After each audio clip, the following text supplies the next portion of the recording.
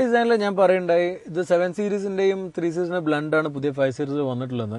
എന്നാൽ ഇന്റീരിയറിനെ കുറിച്ച് പറയുമ്പോൾ it's nothing else, it's A mini 7 series. കാരണം 7 സീരീസിൽ വന്നിട്ടുള്ള സെയിം ഡിസൈൻ ലേഔട്ട് തന്നെയാണ് BMW 5 സീരീസിലും ഫോളോ ചെയ്തിട്ടുള്ളത്, എസ്പെഷ്യലി ഓൺ ദിസ് ഡാഷ്ബോർഡ്. കാരണം 7 സീരീസിൽ കണ്ട ടിപ്പിക്കൽ അതൊരു വളരെ സിമിലർ ആയിട്ടുള്ള ഒരു ടിപ്പിക്കൽ ലേഔട്ട് തന്നെയാണ് 5 സീരീസിലും കൊണ്ടുവന്നിട്ടുള്ളത്. അതുകൊണ്ട് തന്നെ നമുക്കൊരു കുറെ കൂടി ഒരു ലക്ഷറി ഫീൽ അല്ലെങ്കിൽ ഒരു റിച്ച് ഫീലാണ് നമുക്ക് ഇതിൽ ലഭിക്കുന്നത്. കാരണം വളരെയധികം വുഡ് ട്രിം കൊടുത്തിട്ടുണ്ട്. പിന്നെ ആ ലേഔട്ട് തന്നെ ഒരു BMW ട്രഡീഷണൽ ലേഔട്ടായ ഡ്രൈവർ ഓറിയന്റഡ് ഡാഷ്ബോർഡാണ് ഇതിലും വന്നിട്ടുള്ളത്. കാരണം ഈ മീറ്റർ കൺസോൾ മുതൽ ഈ ഒരു ഐഡ്രൈവിന്റെ സ്ക്രീൻ കഴിയുന്നത് വരെ കുറെ ഡ്രൈവർ സൈഡിലേക്ക് തള്ളി നിൽക്കുന്ന രീതിയിലും, പിന്നെ അങ്ങോട്ടേക്കുള്ള ഭാഗം കുറച്ച് അങ്ങോട്ട് പാസഞ്ചർ സൈഡിൽ ഡോറിനോട് തള്ളി നിൽക്കുന്ന രീതിയിലുള്ളത്. അതുകൊണ്ട് തന്നെ ഒരു ടിപ്പിക്കൽ BMW ലേഔട്ടാണ് നമുക്കിതിൽ വ്യക്തമാവുന്നത്. പിന്നെ ഇതിന്റെ മുന്നേ ഉള്ള സെവൻസിൽ കണ്ടുകൊണ്ട് തന്നെ നമുക്കൊരു ആ ഒരു BMW വന്നിരിക്കുന്ന പുതിയ ഒരു ലാംഗ്വേജ്, ഡിസൈൻ ലാംഗ്വേജ് ഇതിലും ഫോളോ ചെയ്താൽ ശരിക്കും വ്യക്തമാവുന്നുണ്ട്. പിന്നെ സ്റ്റിയറിംഗും തന്നെ 7 സീരീസിന്റെ വളരെ സിമിലർ ആയിട്ടുള്ള മൾട്ടി ഫംഗ്ഷൻ സ്റ്റിയറിംഗ് ആണ് ഇതിലും വന്നിട്ടുള്ളത്. ഇത്രയെല്ലാം തന്നെ ആണെങ്കിലും BMWയുടെ ഒരു ഡൈനാമിസം, അല്ലെങ്കിൽ 5 സീരീസിൽ എസ്പെഷ്യലി കാണുന്ന ഒരു ഡൈനാമിസം, ഒരു സ്പോട്ടി ഫീല് നൽകാൻ പറ്റുന്ന ഒരു ഇന്റീരിയർ തന്നെയാണ് 5 സീരീസിലും വന്നിട്ടുള്ളത്.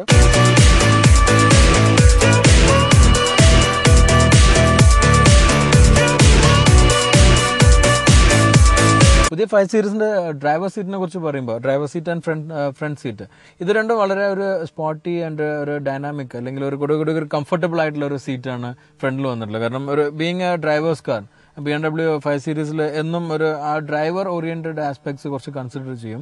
ആ ഒരു കൺസിഡറേഷൻ ഈ സീറ്റിലും കിട്ടിയിട്ടുണ്ട്. കാരണം നല്ലൊരു ലംബ സപ്പോർട്ട് ഉണ്ട്, പിന്നെ ഒരു ഷോൾഡർ സപ്പോർട്ടും പിന്നെ ഹെഡ് റെസ്റ്റിന് വന്നിരിക്കുന്ന അഡ്ജസ്റ്റ്മെന്റ് എല്ലാം തന്നെ നമുക്ക് നല്ലൊരു കോൺഫിഡൻസ് നൽകുന്ന രീതിയിലാണ് സീറ്റ് ഉള്ളത്.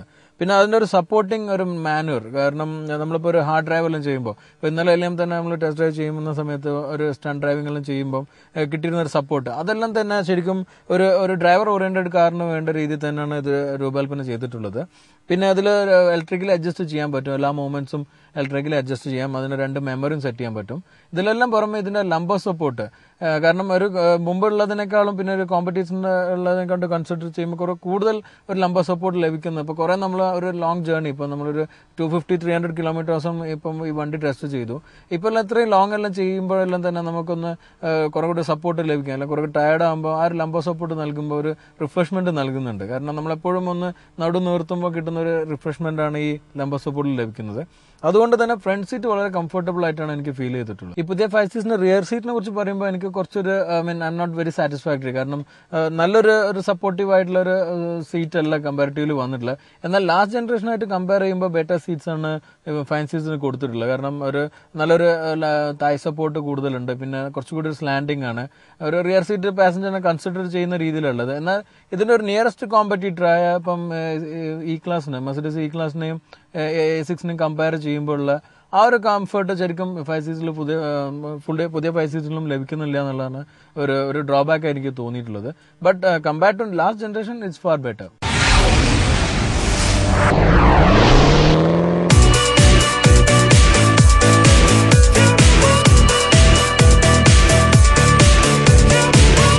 എഗെയിൻ നല്ലൊരു മഴയുടെ ബ്രേക്ക് കഴിഞ്ഞിട്ട് ഞങ്ങൾ വീണ്ടും ഷൂട്ട് തുടങ്ങിയിരിക്കുകയാണ്. കാരണം ഇതിങ്ങനെ കണ്ടിന്യൂ ചെയ്യുന്നുണ്ട്, മഴ, മിസ്റ്റ്, വിൻഡ് ഇതിങ്ങനെ കണ്ടിന്യൂ ചെയ്യുന്നു. Anyway let's come to BMW. ഇന്നിപ്പോൾ ഇന്ത്യയിൽ 4 വ്യത്യസ്ത എഞ്ചിൻ ഓഫറിംഗ് ആണ് BMW നൽകുന്നത്. 4ഉം തന്നെ ഇൻലൈൻ 6 സിലിണ്ടർ എഞ്ചിനാണ്.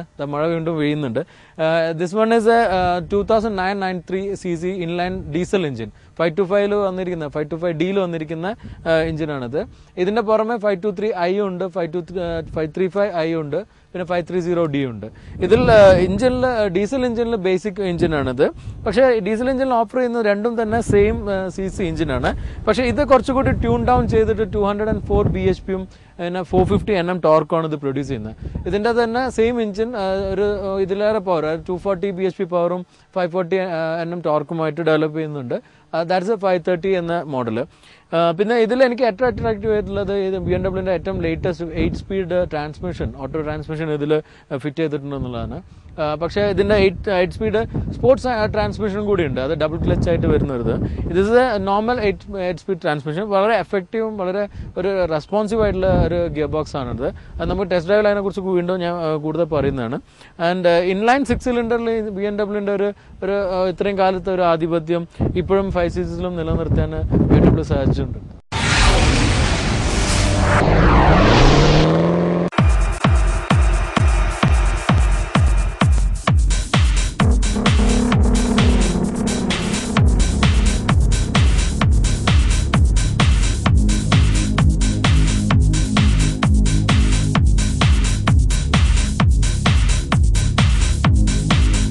ഫൈവ് സീരീസ് എന്നൊരു ഡ്രൈവേഴ്സ് കാർ ആയിട്ടാണ് അറിയപ്പെടുന്നത്. ഒരു ലക്ഷറി കാർ സെഗ്മെന്റിൽ മോസ്റ്റ് കംഫർട്ടബിൾ ഇൻ ഡ്രൈവിംഗ് അത് നമുക്ക് 5 സീരീസിലാണ് എപ്പോഴും കിട്ടിയത്. Last generation 5 series one of my favourite driving car ആയിരുന്നു. അതുകൊണ്ട് തന്നെ പുതിയ 5 സീരീസിനും നല്ലൊരു എക്സ്പെക്ടേഷനോട് കൂടിയിട്ടാണ് ഞാൻ ഡ്രൈവ് ചെയ്യാൻ തുടങ്ങിയത്. എന്നാൽ ഇനീഷ്യലി പഴയൊരു 5 സീരീസിനും ഡിഫറെൻ്റ് ആയിട്ടുള്ള ഒരു എക്സ്പീരിയൻസ് ആണ് ഇനീഷ്യലി എനിക്ക് ലഭിച്ചത്. അതായത് ഇതിൽ യൂസ് ചെയ്തിരിക്കുന്ന സ്പീഡ് സെൻസിറ്റീവ് സ്റ്റെയറിംഗ് ആണ്.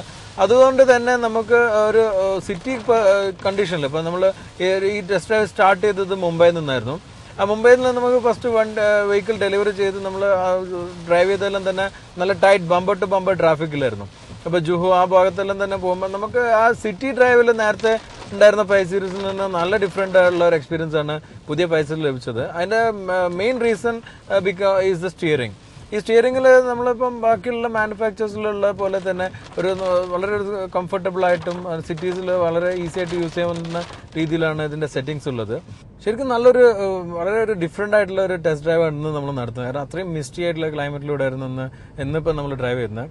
എന്നാലിപ്പോൾ ഈ ലാസ്റ്റ് 2 days ആയിട്ട് നല്ല 3 ഡിഫറെൻറ്റ് കണ്ടീഷനിൽ നമ്മൾ ഈ കാർ ടെസ്റ്റ് ഡ്രൈവ് ചെയ്തു.